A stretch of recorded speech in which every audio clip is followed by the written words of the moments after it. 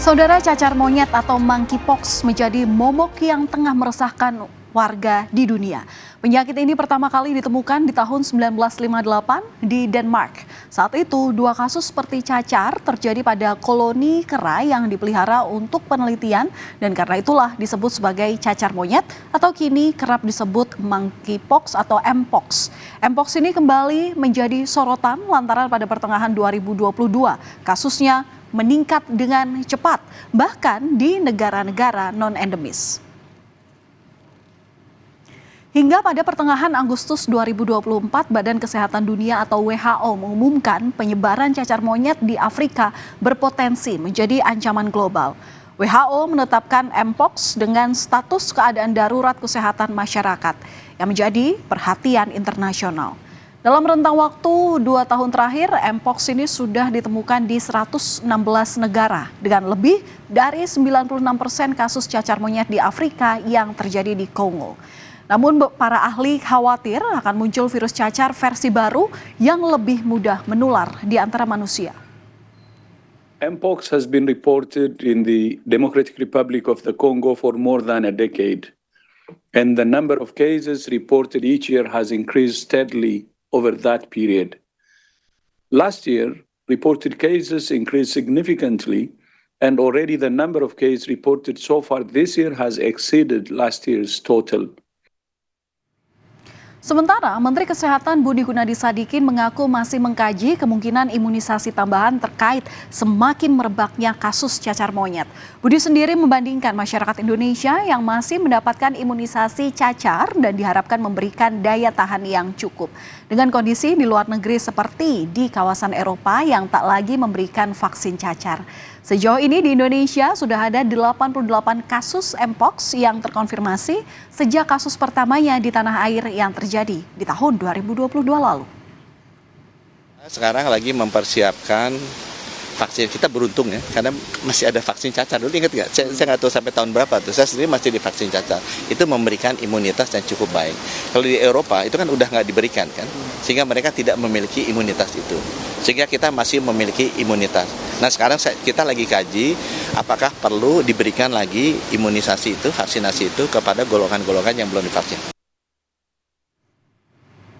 Lalu bagaimana sebenarnya gejala dari cacar monyet itu? Menurut informasi dari Dinas Kesehatan Jakarta, diantaranya yakni mengalami demam dengan suhu di atas 38 derajat Celcius. Kemudian ada pula pembengkakan pada kelenjar getah bening serta adanya lenting atau tonjolan-tonjolan yang berisi cairan yang diawali dari ruam dan biasanya ini padat di area kepala serta wajah.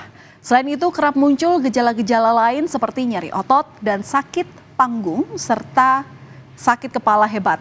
Gejala cacar monyet ini biasanya mulai dirasakan pada usia 6 hingga 16 hari setelah terpapar. Namun masa inkubasi virus ini berkisar antara 6 hingga 13 hari. Kekhawatiran atas penyebaran mpox di tanah air membuat pemerintah memperketat 3 akses masuk ke Indonesia. Menteri Pariwisata dan Ekonomi Kreatif Sandiaga Salahuddin Uno menjelaskan pengetatan akses masuk ke Indonesia ini berlaku di Jakarta, Bali, dan juga Kepulauan Riau. Bentuk pengetatan berupa pengecekan suhu tubuh hingga wajib mengisi kartu darurat kesehatan elektronik. Meski demikian, tidak ada aturan pembatasan dan pelarangan bagi warga negara tertentu untuk bisa masuk ke tanah air. Meningkatkan kewaspadaan dengan pemantauan di 3 pintu utama masuk ke Indonesia yaitu Bali, Jakarta, dan Kepri dan memasang kembali thermal scanner atau pengecekan suhu udara dan juga pengecekan fisik bagi wisatawan yang suspek dan terakhir adalah pengaktifan kembali pengisian e-hack electronic health certification. Bicara soal sebaran virus mpox, Republik Demokrasi Kongo merupakan wilayah dengan angka kasus mpox tertinggi di benua Afrika. Dalam beberapa tahun terakhir, angka kasus penyakit tersebut di Kongo meningkat secara drastis. Bahkan kini di sana dilaporkan lebih dari 20.000 kasus Mpox dengan diantaranya 632 kematian hingga 1 September 2024. Kondisi ini membuat tenaga medis di sana kewalahan dan berharap pemberian vaksin bisa segera dilakukan. De la fréquentation. En moyenne, à partir de cette date-là, nous recevons en moyenne, par jour, nous recevons environ 30 malades. Et à l'heure où nous sommes en fait, ce rythme a évolué jusqu'au moment où nous parlons. Nous sommes arrivés à un moment où on était tellement débordés. Sementara di Indonesia, baru-baru ini seorang ibu rumah tangga di kota Palembang dikarantina karena diduga terpapar virus cacar monyet. Menurut keterangan dokter puskesmas 4 Ulu Palembang, gejala yang dialami pasien yakni adanya luka di bagian telapak tangan dan kakinya. Diduga pasien ini tertular dari tetangganya. Saat ini, pasien telah diberi obat dan menjalani karantina secara mandiri selama 2 pekan. Pihak puskesmas kini juga masih menunggu hasil dari uji laboratorium. Itu kita lihat dari bentuk lukanya, bentuk lesinya. Gimana tuh, Dok? Lesinya itu sebenarnya harusnya muncul pertama dari tubuh, dari badan, terus dari menyebar. Nah, cuman kemarin pasien kita itu kita temukan lesinya itu ada di tangan. Lesinya banyak dan bentuknya itu dia seperti keropeng. Warnanya hitam. Warnanya hitam. Kita sebagai masyarakat pun diharapkan untuk bisa lebih waspada terhadap penularan Mpox. Penularan antara lain bisa terjadi melalui saluran pernafasan dan juga kontak langsung cairan tubuh yang terinfeksi. Termasuk juga kontak dengan ruam yang kemudian berkembang memiliki cairan di dalamnya. Virus Mpox sendiri diketahui terbagi menjadi 2, saudara. Menurut Kepala Biro Komunikasi dan Pelayanan Publik Kementerian Kesehatan Siti Nadia Tarmizi, virus Mpox yang tersebar di Indonesia ini menyebabkan gejala yang lebih ringan.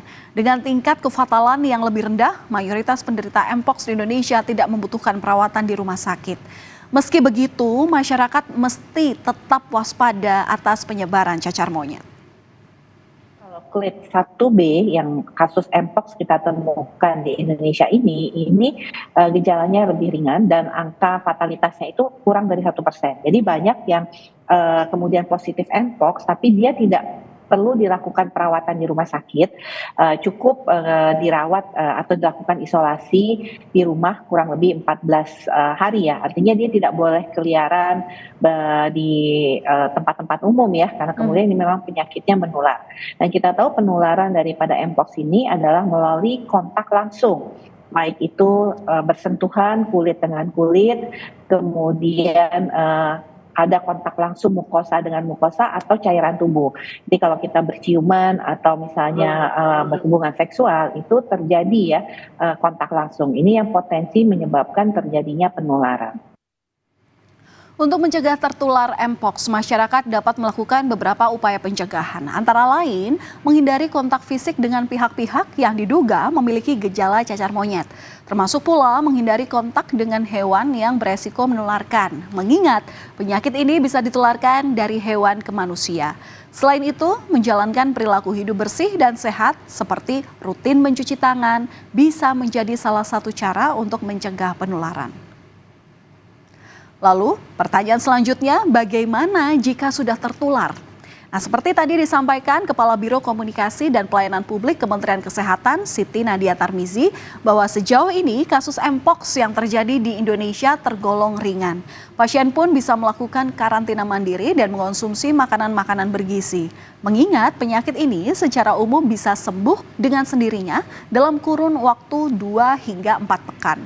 Namun pemberian antivirus juga bisa dilakukan jika memang ada kondisi pasien yang memberat atau beresiko tinggi.